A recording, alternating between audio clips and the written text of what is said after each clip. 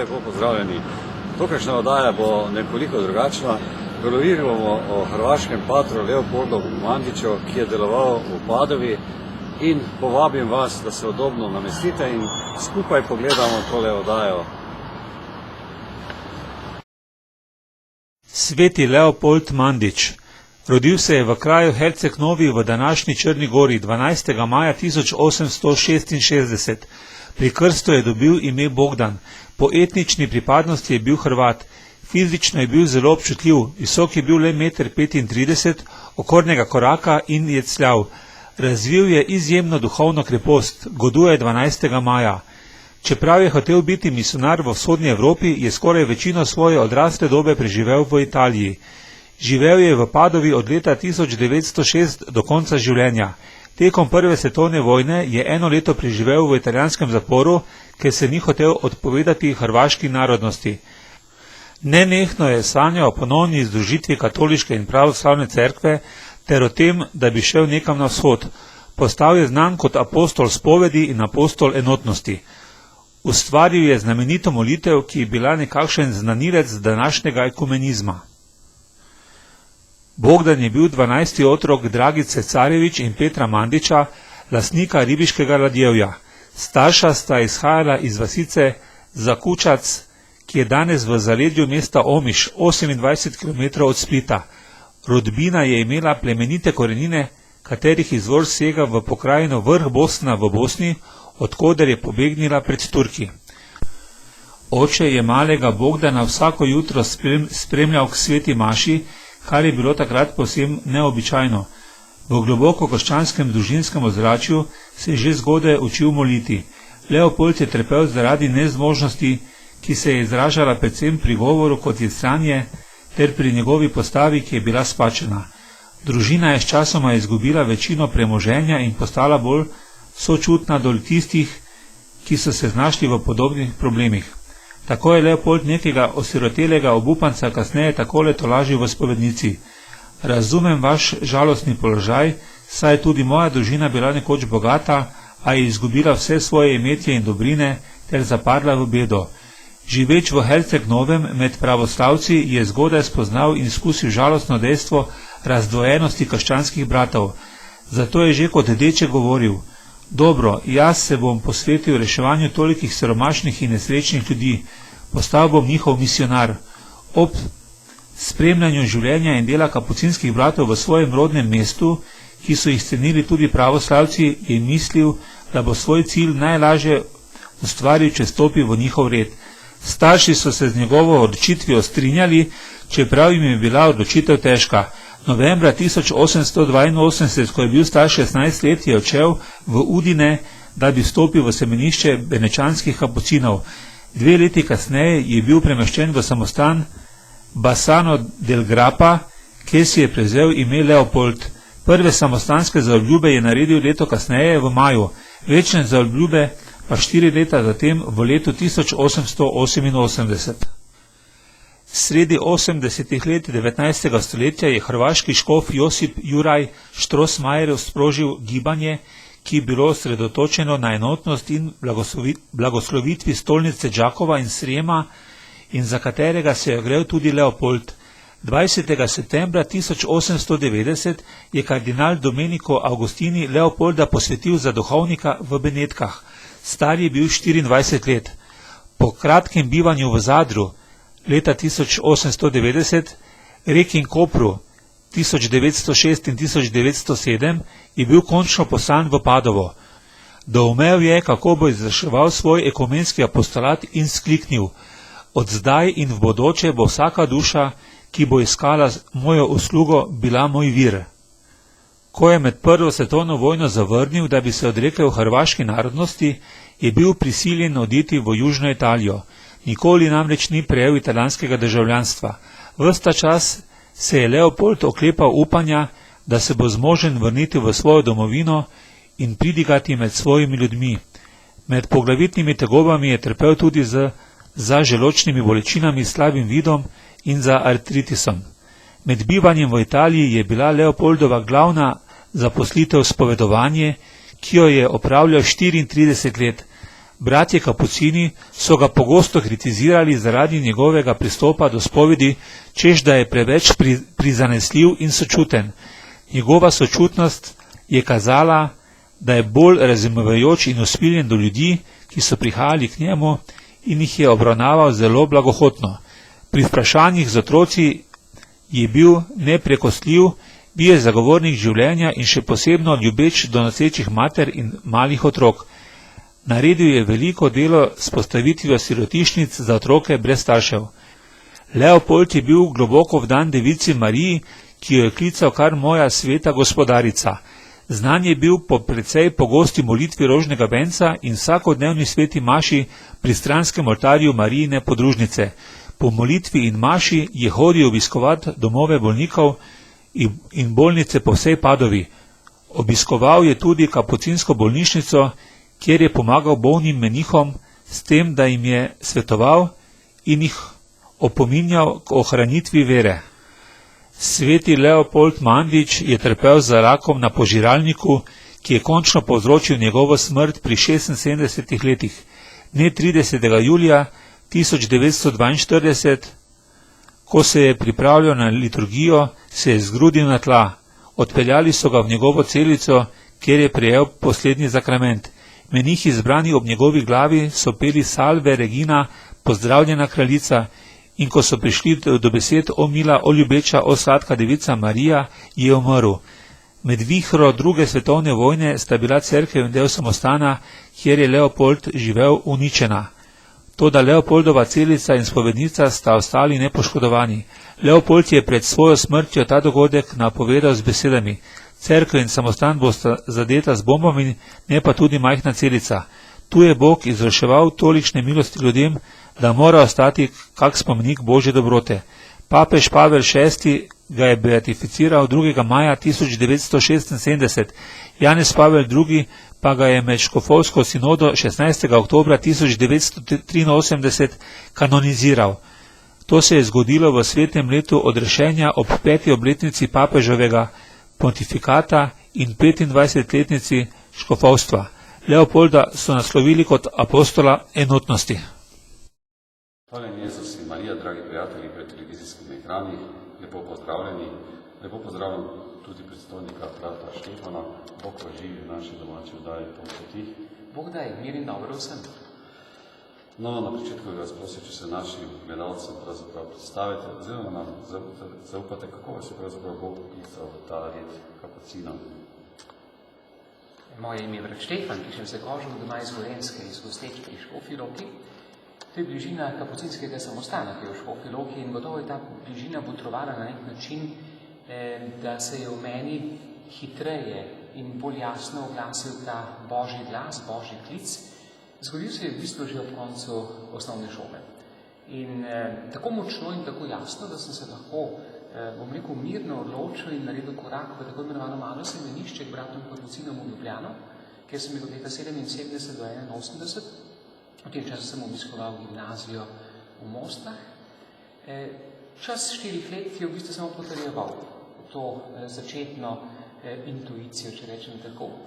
In po tisti obvezni vojaški službi sem že stopil v novicijat, se pravi posebno leto intenzivne priprave na redovno življenje in potem naredil prve zaobljube. Temu je posledil potem študij v Ljubljani, še nekaj študija podiplomskega v Rimu, seveda vmes večne zaobljube in duhovniško posvećenje. Naši gledalci bo zelo zanimivo, kajti predstavili bomo en lep red, ki je našim gledalcem tudi blizu. Predstavili bomo tudi svetega Leopolda Mandiča, ki smo bili tudi v Padovi. Še preden bi pa vas prosil, če bi našim gledalcem, verjetno tudi, ne samo moje mnenje, tudi mnenje gledalcev po pismu reč, spoznali smo red frančiškanov minorito. Kaj pravzaprav v kapucinih tistega, da ste tako blizu malemu človeku, ljudem, prijazni, dostopni, pravzaprav niti ni besed, katerim bi lahko to povedal. Velikokrat so oddaje pod poti nastajale za to sveto mašo zjutraj ob 7 in potem so se oddaje snemale po celotni Sloveniji, vsaj v primorskem delu. In to je tisto, kar človek dobi in ponese med ljudi, kaj ti hodajo po poti, je tista, ki prinaša nekaj dobrega, plemenitega ljudem, ampak prav je, da predam mislim, da vam.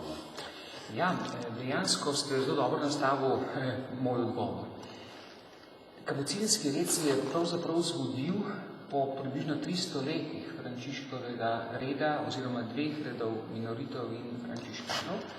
In sicer v enem trenutku močnega iskanja vrnitve k preprostosti sami, ki je Bog, ki je Jezus Kristus. Namreč ta delen močnejši umik v samoto je bratom pomagal, da so se bolj zavedli pravzaprav svojega poslanstva, ki je strežba, ki je služenje, kakor Kristus, ki se med zadnjo večerjo skloni k učencem in jim umije noge. In dejansko so prav na začetku bratje v eni hudi stiski, v Kamerinu, šli naproti ljudem, najmanjšim in najbolj pomoči potrebnim, to je kužnim bolnikom, in jim pomagali tudi tako, da so zanje nekateri dali svoje življenje. To se ni zgodilo samo tam, to se je zgodilo tudi v naših krajih, dogaja tudi v naših krajih in to je na nek način ostalo. Vete, tista nenehna, bom rekel, želja, pa ne samo želja, ampak tudi konkretni koraki vračanja k izviru našega življenja, ki je Jezus Kristus in njegov evangelij, te nujno mora oblikovati v to preprosto držo. Sicer bi se moral človek vprašati, kaj je z molitvijo, kakšna je ta molitev, če te ne oblikuje v to služečo, razpoložljivo držo do človeka. Ali nam lahko predstavite delo provincijala, kakšna je njegova vloga, kdo ga izvoli, kako se določi meje province? Provincijal, to je predstojnik določenega območja reda, ki mu rečemo provinca. Pri nas, naš slovenski primer je, da smo na nek način na narodnostnem ozemlju Slovenije ena provinca. V večjih državah, primer Italije, sosednje Italije, ki je veliko večje in tudi brati so številčni, že tam je namreč red nastal, tam se province pač določajo na nek način po pokrajinah. Določeno območje, kjer je zadostno število bratov, tvori potem provinco.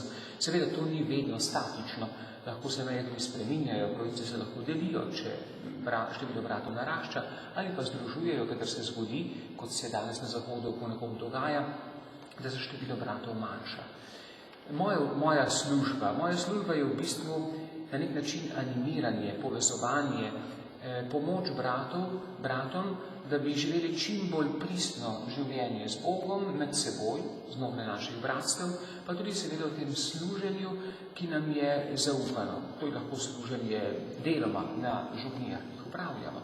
Potem pa seveda tudi v različnih drugih služenjih, kot so vodenje duhovnih vaj, spremljanje različnih skupin, tudi gibanj, konec koncev, če je včasih potrebno tudi prevajanje, karkoli že je, kjerkoli je že klic spovedovanje, recimo tudi na takih velikih naših služb, ali pa ljudski misijoni, tudi delo na radiju, včasih trenutno na televiziji ali pa za televizijo.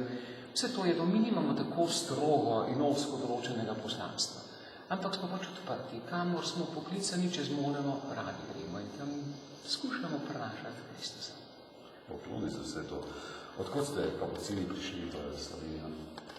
Naša pot, ki je stara že več kot 400 let, torej v Sloveniji smo že kar dobrih 400 let, se je zgodila skozi misijonsko pot, lahko rečeva, svetega Lovreca Brindiškega. To je naš velik svetnik, tudi velik učenjak, ampak predvsem svet človek, cerkveni učitelj. On je peljal kapucine z Italije na Češko, najprej v Prago 1599, tam so potem nadaljevali pot, če rečem tako, proti Dunaju, 1600 nastane samostan na Dunaju in samo 6 let zatem, 1606. nastane prvi samostan na slovenskem ozemlju, prav v Ljubljani, na današnjem kongresnem trgu Vodnjak, ki je tam še ohranjen, je pravzaprav studenec iz atrija našega kapucinskega samostana v Ljubljani, ki ga pa žal ni več, ker so Francozi v času tiste kratke okupacije zaprli in potem tudi, mislim, da porušili. Koliko kapucinskih samostanov je v Sloveniji? V Sloveniji nas je 7 kapucinskih samostanov, smo kar nekje razporejeni skozi po celotnem našem ozemlju, od Prekmurja, Kančevci, znan dom duhovnosti v Kančevcih, do Tule, Vipavskega križa na skrajnem zahodnem robu in seveda vmes. Koliko pa je bratov? Bratov nas je trenutno 34, 31 z večnimi zaobljubami in 3 ponovinci, ki imajo začasne zaobljube in se pripravljajo na to, Bog daj, da bi naredili tudi večne. Bog daj. Morda bi se naši gledalci sedaj vprašali, kakšna je razlika med bratom, patrom in tudi kot duhovnik se podnastavljate kot bratov. Ja, zgodovinsko je bila ta terminološka razlika zelo jasna. Pater je bil tisti, ki je bil duhovnik, brat je bil tisti, ki pač ni bil duhovnik. Vendar se skušamo vračati k tistim izvirom, ki jih Frančišek zelo jasno zaznamuje, s tem pravi, da smo vsi brati. Vsi smo brati, ne glede na to, kakšno službo upravljamo, ne glede na to, ali smo duhovniki ali nismo duhovniki. Temelj našega življenja je biti brat. Brat s bratom, brat s človekom, se pravi ta pristen, neposreden odnos. Zato se danes vedno bolj, bom rekel, poenoti to naslavljanje in se več ali manj že imenujemo vsi bratje. Upam, da smo tudi to, ker ni samo ime, ampak predvsem drža tista, ki je pomembna. Kdo so klarice kapucinke in kje imajo svoj samostan? Klarice kapucinke so, kakor kapucini tudi one, ena od reform sestre Klaris. Ustanovila jih je sestra Klara, sveta Klara Siška, skupaj s Frančiškom, istočasno se pravi začetek 13. stoletja.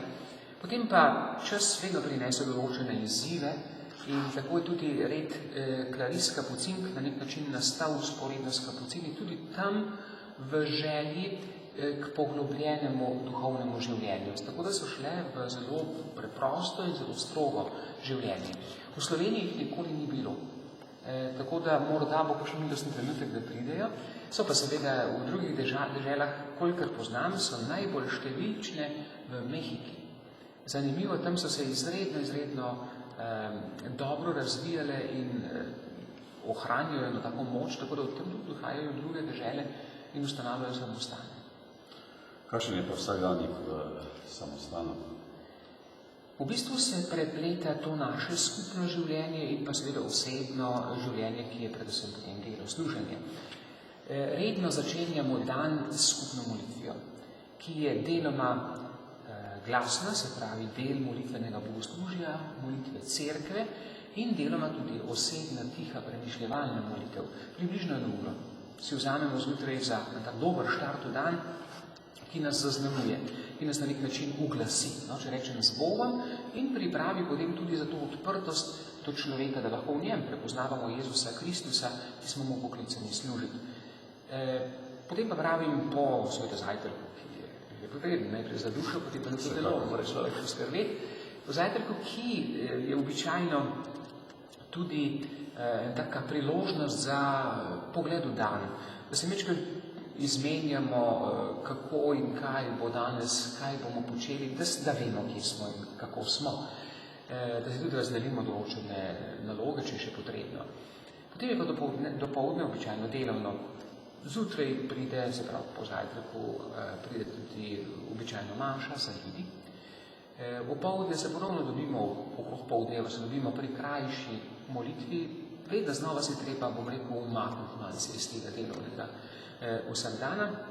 Pri krajši molitvi počastimo Najsvetejše, izmolimo en del molitvenega bogoslužja, sedemo v kosilu in popoldne podobno delo, vsak svoje, oziroma nekaj tudi skupnega, na kar je potem seveda zvečer.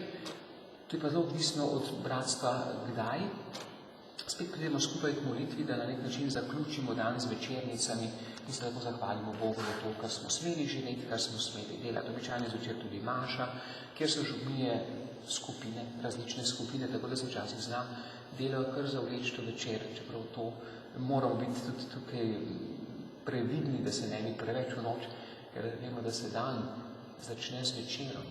Če zvečer znam pravi čas reči, Gospod, naredil sem, kar sem zmogel, glej, ponižen hlapec sem, ki sem ti služil, dovoli mi, da se odpočijem in jutri greva naprej. To ste zelo lepo povedali, kakšen nauk lahko za naše gledalce. Ali se mladi fanti in dekleta zanimajo za vaš red? Je kar, če smo prej omenili, da smo ljudski bratje blizu ljudem, seveda smo blizu tudi mladim. Prav zdajle tečejo neposredne priprave na romanje v Asizi, ki bo julija meseca, to je že tradicionalno, mislim, da bo že kar 20 let, kar z mladimi romamo v Asizi. Recimo, to je ena od oblik, ko smo mladima in so nam mladi zelo blizu. Druga oblika, recimo, je trenutno prav tukaj v Vipavskem križu od srede naprej poteka tako imenovana izkušnja poklicanosti, namenjena fantom od 17. leta naprej, kjer prepoznavajo, kam jih pravzaprav Gospod kliče. In 3 tedne preživijo z nami. Kompletno življenje preživijo z nami, s tem, da imajo še del programa prav njim namenjenega, vsebinsko njim namenjenega, tako da jim je lažje iti vase, prisluškovati sebi in Bogu, da bi spoznali, kaj je Božja volja za njih v življenju. Če dovolite, niso vedeli, kdo sem, ko so zjutraj prihajali v Mačevo, ko so imeli tisti poseben odnos do Jezusa v tabernaklu, v molitvi in kaj nikaj drugega reči, kot da jih Bog daj, da jih Bog posledi njihov življenjsko pot in da po eni strani vidimo, da imajo tudi dobre vzornike. Ja, gledajte, drugemu si pomagamo na tej poti, a ne? Če je nekdo uspel prehoditi na del poti, je dolžan pravzaprav drugemu ta delček poti, ki je dobra, pokazati. Zdaj se dobro spomnim enega kratkega pogovora z bivšim vrhovnim predstojnikom našega reda, bratom Klavijem v Rimu. Me je vprašal, kako je kaj s duhovnim poklici v Sloveniji. In sem rekel, najbolj rožnato ni, pa tudi govoriva o 20 let nazaj, več kot 20 let nazaj, ne vem, kaj bi danes rekla. No in mi je rekel tako, zelo tako odločno me je pogledal in je rekel, veš kaj, mladi imajo pravico slišati za to pot hoje za Gospodom. Ta stavek me zelo nagovarja. No in prav s tem namenom se nam zdi prav, da v času občasno na nek način povabimo mlade medse, da lahko od blizu spoznajo to našo pot in če jih je Gospod klical, pa tega niso pač mogli v hrupu tega sveta slišati, morda bojo tukaj lažje slišati za to pot. Kako pravzaprav naj človek, mlad fant, punca prepozna Božji klic, verjetno vsakega Bog pokliče na svoj način? Tako je. Človek je izviren, original, ni kopij, ni klonov. In zaradi tega je tudi klic, Božji klic izviren. Vsakemu Bog namenja svoj klic, vendar pomembno je, kje se ta klic dogaja. Ta klic se vedno dogaja v samoti in molku. Se pravi, ko se človek ustavi, ko človek na nek način odloži svoj projekt in prisluhne, kaj je globlje v njem, kaj je že v njem, pa tega še ni zaslužil. Mi smo pač zelo obrnjeni na vzven. Gledamo na vzven, poslušamo, kaj se sliši od zunaj. Danes, ko človek opazuje ljudi, polovica, bi lahko rekel, jih nosi slušalke v ušesih. Stalno nekaj poslušajo od zunaj. Klic se pa zgodi od znotraj. Znotraj je že tam, kakor neka vrste seme, ki čaka na pravi trenutek, na trenutek molka, trenutek zbranosti, želje, da bi prepoznal to, kar Bog želi za tebe. In Frančišek Asiški je tukaj čudovit, s tistim svojim naslavnim stavkom Gospod, kaj želiš, da storim? Gospod, kaj želiš, da storim? Z njim je vztrajno prihajal pred Gospoda. Potem pa umolknil in poslušal in v 2 letih tega vztrajnega spraševanja se mu je zgodil ta jasen klic. Pojdi in popravi mojo cerkev. Ki se je bila tista mala cerkvica v ruševinah Svetega Damjana, čeprav tudi tisto popravi, mimo grede, pa še drugi, ampak predvsem ta živa cerkev, Kristusova cerkev, ki je bila takrat v predvsej težki situaciji. In on svojo svetostjo, začenši pri sebi, pri spreobrnenju samega sebe, oziroma Bog, ki ga spreobrača, potem, ko mu Frančišek dovoli, začne temeljito prenavljati cerkev in jo še prenavlja. Jaz bi naše gledalce oddaje poti povabil tudi na vatikanske krščanske strežnike, kjer se lahko tudi določene bratje kapocine pogledali, ki sem jih gostil v oddaji poti. Jaz bi vas pa predstojnik prosil, če našim gledalcem oddaje poti predstavite tale samostan Vipavski križ, ki je zelo na eni strani lepo viden. Jaz posebno lahko povem, da sem prijel veliko milosti, veliko podoživetih svetih maš in še stvari, katere je težko človek opisati besedami. Danes samostan, kako rekla, je klasičen samostan, pomeni, da je res bil zgrajen kakor kapucinski samostan. Tule, kjer sva, je mala, preprosta cerkev, posvečena svetemu Frančišku Asiškemu, enoladijska, z leseno opremo, kar je zelo, zelo pomenljivo. Mi smo tukaj na robu kraške planote, Kras je znan po kamnu in po dobrih kamnosekih in tukaj okrog najdemo čudovite kamnite oltarje. Dočim brati kapucini so zavestno ohranili lesene oltarje. Skromnost, preprostost, hkrati pa tudi toplina in lepa akustika. Torej, cerkev. Ta samostan se začel zidati 1637, tako da so v parih letih zgradili ta samostan, namreč od cerkve potem pa nastane atrij in okrog njega dve krili samostana, ki so namenjene bratom. Del samostana smo zdaj namenili tudi skupinam, ki hodijo, želijo priti v samoto. Samostan je bil ves čas, to je edinstveno za naš prostor, edini, lahko rečemo, kapucinski samostan, ki je ves čas služil svojemu namenu, se pravi bratom in njihovemu poslanstvu, od 1637. do danes.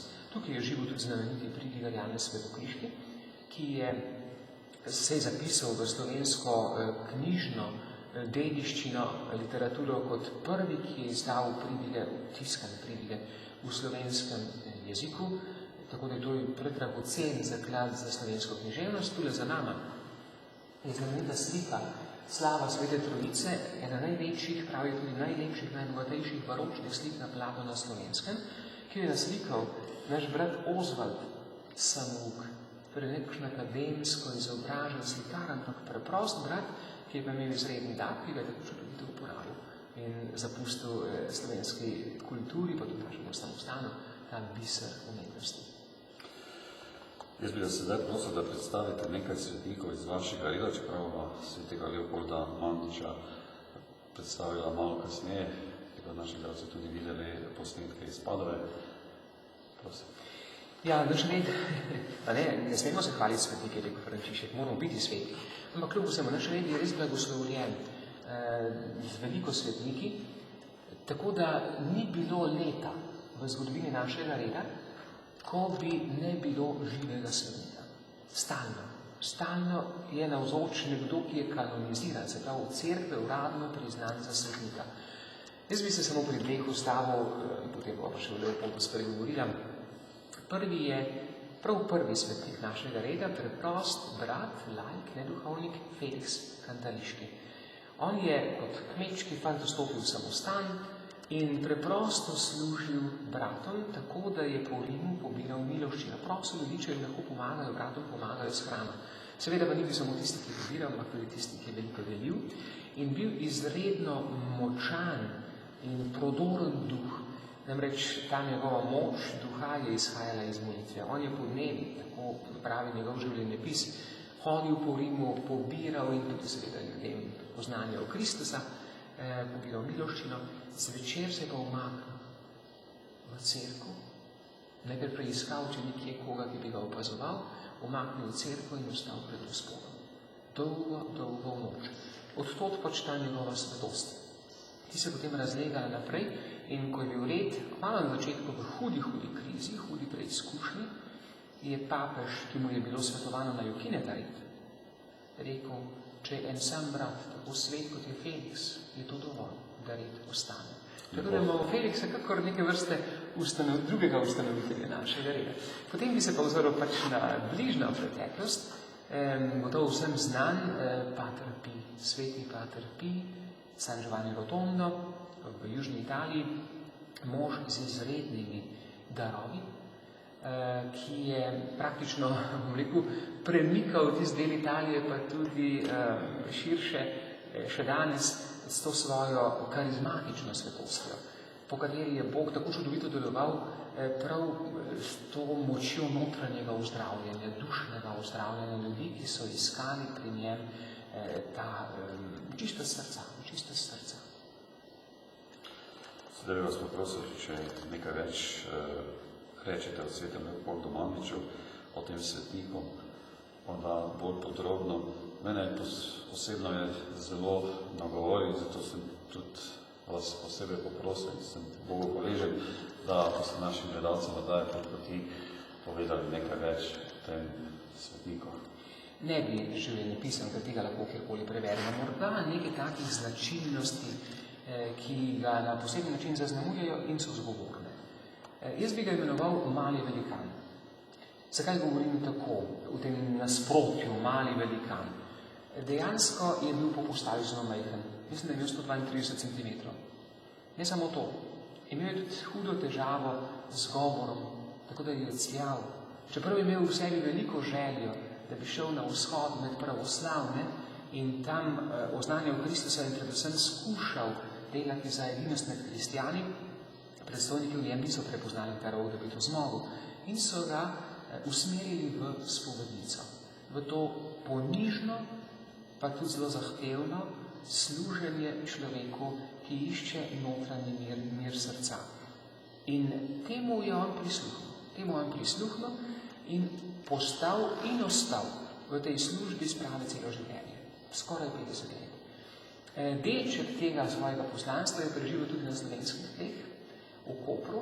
Eno dobro leto je bil tam spovednik, še vedno je ohranjeno v cerkvi, kapucinski cerkvi, ki danes več ni kapucinska, prostor, kjer je on spovedoval. Večino časa, kako ste omenili, je preživel v Padovi in Padova je tako postala potem močno, res močno duhovno spovedno središče. Do leta 1942 med vojno, ko je umrl, ampak sled njegova je tam ostala, seveda. On je bil, če rečemo tako, zdrav evangeljski optimist. Je rekel tako, prav, naj bo človek ves od blata, če iščeš, boš v njem našel zrno zlata. Tak čutuje, verjel je, da tisto Božje v človeku ostaja neizbrisno. Da treba samo odstraniti, kar je prekrilo to prvotno, čudovito Božjo podobo v človeku, skozi sakrament sprave se to najbolj radikalno zgodi in človek je spet dober, močan. Potem so mu učitali, da je zelo mil, popustljiv, da ima široke rokave, da so mu rekli, da ima preširoke rokave. Takrat je rekel, poglejmo na križ. Poglejmo Kristusa na križu. Prav nisem jaz umrl za tega grešnika, Kristus je umrl. Ko pa že govorite o rokavih, pravi, on jih sploh nima. Če so moji široki, on jih sploh nima. Se pravi, je njegovo usmiljenje brezmejno. Ni nobene meje, ni nobene meje. Glede, s to držo je dejansko postal magnet.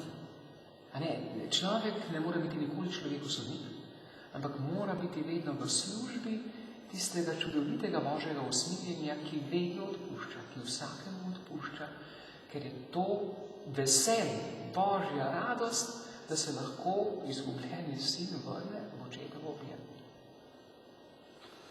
Jaz bi pri tem imel dve vprašanje. Na ena stvar, v kateri cerkvi v Kopru, v katerem samostalno je bil. Drugič pa zelo me nagovila tudi, da je edina celica spovedniška, ki je ostala bombardirana in upadala. Ja. Torej, v Kopru je bil kapucinski samostan nedaleč proč od stolnice. To je cerkev Svete Marte, ki pa zelo simbolično, bom rekel, in zgovorno danes jo uporabljajo pravoslavni bratje, ki imajo kar živo skupnost v Kopru in jim je škof, še takrat Janez Jenko, zelo modro dal na razpolago to cerkev, ki je sicer v svoji zasnovi ostala, se vidi, prepozna kapucinska, seveda so jo pa pravoslavni bratje po svoje preuredili z ikonostasom, tako da v njej upravljajo svoje bogoslužje. V Padovi pa, gledajte, tudi to je eno od znamen, kako Bog na nek način pokaže svojo naklonjenost človeku, ki se mu je vrstal v službo. V času bombardiranja Padove je bil tako samostan kot cerkev stala porušena. Ostala je samo celica, spovedna, mala spovedna sobica, kjer je spovedoval, in pa zanimivo in zelo, bom rekel, nenavadno, oltar, Marijin oltar, pred katerim je on vsak dan molil za svoje spovedance. In ta Marijina podoba je prekrita z steklom. velikim steklom, ki je ostalo celo, kar je praktično skoraj nemogoče. V detonacijah bomb prva stvar, ki počuje steklo, to je ostalo. Eno znamenje, bom rekel, božje naklonjenosti tem dvem krajem. Kraj molitve pred Marijinem oltarjem in kraj nenehnih čudežev božjega usmiljenja spovedna sobica. Ki so z nami tudi gledalci, ki še niso spoznali Božje ljubezni, kako pravzaprav molitev vpliva na človeka? Molitev je en tak živ stik z Bogom, povedala z izvirom mojega življenja. Mi nismo sami iz sebe, najprej telesno smo prijeli življenje po starših. Nihče ne more sami v sebi dati življenja. Ne? Ampak to ni vse. To je to telesno življenje. Notranje, globlje, dušno, duhovno življenje pa je Božji dar. In ta čudovit notranji dinamizem mora na nek način imeti vedno znova priložnost, da se sreča z izvirom, svojim stvarnikom. Se pravi, da se vrača nazaj k življenju samemu, pisano z veliko začetnico, ki je Bog. To srečevanje pravzaprav poživlja, daje notranjo moč človeku, da lahko potem vedno bolj radostno, vedno bolj polno, smiselno živi svoje življenje. Ne iz dneva v dan, ne zgolj za ta svet, ampak če je Bog naš izvir in se pri njem ustavljam, vedno bolj čutim, da je on tudi moja dopolnitev, se pravi moj cilj, moja polnost, da se bom vanj ponovno stekel, da moje življenje, kot pravi čudovito bogoslužje, se smrtjo ne konča, ampak se samo spremeni v polnost življenja. Potem, ko smo, nekateri pravijo, kakor neke vrste izgnanci, romarji na tem svetu, se bomo spet vrnili v očetovo hišo, v svoj in njegov dom. Kako kot duhovnik doživljate sveto mašo? Glede, tudi tukaj gre za neko rast. Zagotovo gre za neko rast. Bolj, ko se družiš s prijateljem, bolj postajata prijatelja. Nekaj časa, moram tako mirno priznati, sem čutil prav to služenje ljudem, se pravi biti za ljudi ob oltarju kot tisto prvenstveno. Potem se pa vedno bolj v meni začela prebujati, bom rekel, ta druga dinamika, da pravzaprav jaz moram biti najprej in kolikor se da, povsem z Jezusom, ki ga poslušam v Božji besedi in ki ga smem priklicati pod podobo kruha in vina z Jezusovimi besedami, skupaj z občestvom, da moram biti najprej z njim, se pravi čim bolj z njim. To ne pomeni ločen od bratov in sester, ker isti Jezus, ki je na oltarju kot živo telo in kri v kruhu, v podobi kruha in v podobi vina, je navzoč tudi v udih, v občestvu, v vsakem posamezniku, ki je tukaj v cerkvi. Tako da pravzaprav se tukaj zelo prepleta to doživljanje bližine Boga v zakramentu, v podobah kruha in vina in živa navzočnost Boga v občestvu, v ljudeh, ki smo tukaj zbrani. Kaj mislite, kaj bi se dalo narediti za našo mladino, čeprav v naših oddajah Pot poti veliko plemenitih fantov in deklet, ki so na eni strani tudi prerasli pričakovanja odraslih v molitvi, ponižnosti in odprtosti. Na drugi strani pa je verjetno družina tista, ki mora biti vzor mlademu. Gotovo je prva družina, gledajte, tam se človek rodi, tam prejema tisto najbolj temeljno za življenje. In tudi vera bi morala biti tukaj, če je ta milost dana. Ne? Je pa res, da danes tudi zaradi zelo spremenjenega ritma življenja, sloga življenja, je družina zelo malo skupaj, veliko je vsak nekje na svojem področju, delo, študij, celo oddaljenosti zaradi služb, ki jih imamo včasih na drugem koncu Slovenije. Tako da družina tukaj ne zmore vedno opravljati z tega bistvenega poslanstva vzgoje tudi za življenje z Bogom. Cerkev je gotovo kot druga potem poklicana, da mlademu človeku prihaja naproti kot oznanjevalka resnice. Gotovo je, da ne smemo samo čakati, da bodo mladi prišli k nam, ampak da moramo iti mlademu človeku naproti. Danes je seveda vse polno načinov, ne samo ta fizični način, da se mu približaš, čeprav ta je najbolj pristen in najbolj oseben, ampak predvsem preko medijev, preko različnih načinov komunikacije se danes lahko približamo mlademu človeku, sejemo seme, ali pa če rečem bolj po ribiško, kot je Jezusova govorica, mečemo mreže. In kdor bo začutil, da je to ne ječa, ampak čisto nasprotno, dom, da je cerkev mati, kdor bo to prepoznal, se bo lahko tudi prepoznal in kot ste rekel, mnogi mladi so nas presegli v naših pričakovanjih. Tako da v mladih je veliko te želje, da bi odkrili resnični smisel življenja, ki je Bog. Je pa res, da včasih ne najdemo mi, ki smo Boga že srečali, prave poti, prave besede, pravega načina, da bi jim to pot pokazali, tega Jezusa, ki je pot, resnica in življenje, tudi na pravi način v njihovem jeziku oznanili. Kaj bi položili na koncu, da se vsem našim gledalcem daje poti? Mi je všeč naslov. Pot poti. Glejte, Jezus je pot. Jezus je pot sleherne poti človeka, ki živi na tej zemlji. Jaz bi rekel tako, glejte, vsak dan znova se prebudi dan, sonce vzide, mi vstajamo. Da bi bilo to vstajanje, ne samo vstajanje v ta trenuten čas, ampak tudi vedno znova na zazrtost v nebo, ko rečem nebo, mislim na Boga, in na tistega, ki mi hoče tudi danes pokazati pot. Se pravi, zjutraj se odločim, hodil bom za teboj, kamorkoli me boš popeljal. In ta pot bo potem ta prava, s ciljem, ki ga vsi želimo, v katerega se bodo stekle vse poti tega sveta, ljudi z tega sveta, to je Bog, ki je ljubezen. Jaz se vam, predstavnik Štefan, zahvaljujem v svojem imenu, v imenu naših celih gledalcev in naše televizije, da ste spregovorili, podelili te lepe misli za naše gledalce, morda koga nagovorili. Vam in vašim bratom želim na vseh vaših življenjskih poteh obilo Božjega blagoslova in Bog daj, da bi še vedno bili tako blizu temu malemu ubogemu človeku. Bog daj. Vas, spoštovane gledalke in gledalce, povabim tudi na kakšen obisk romanja v Vipavski križ in vas lepo pozdravljam s tistim lepim krščanskim pozdravom. Hvali Jezus in Marija.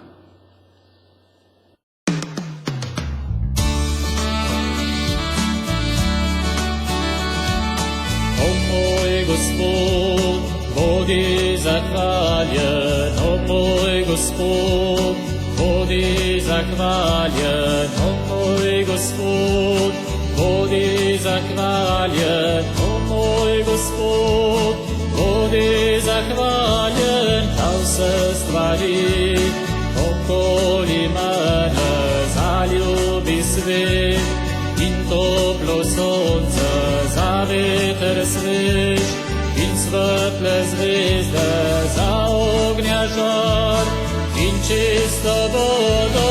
O moj Gospod, bodi zahvaljen, o moj Gospod, bodi zahvaljen, o moj Gospod, bodi zahvaljen, o moj Gospod, bodi zahvaljen. Zadaj z neba in rodno zemljo, ki hrani nas in se preživlja. Za žlahten sad, cvetje in travo, za blič gora in sinje morje.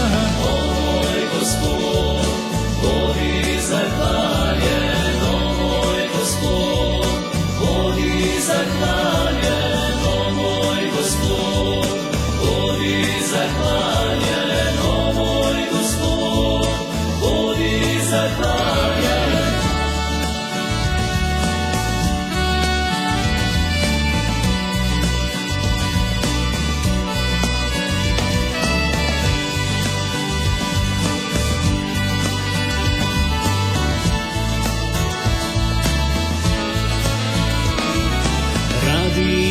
te vedno slavili, smisel bi s tem dali življenju, srce nam bo zate gorilo, večno s teboj bomo v ljubezni. O moj Gospod, bodi zahvaljen, o moj Gospod, bodi zahvaljen, o moj Gospod, bodi zahvaljen, o moj Gospod, bodi zahvaljen, O moj Gospod, bodi zahvaljen.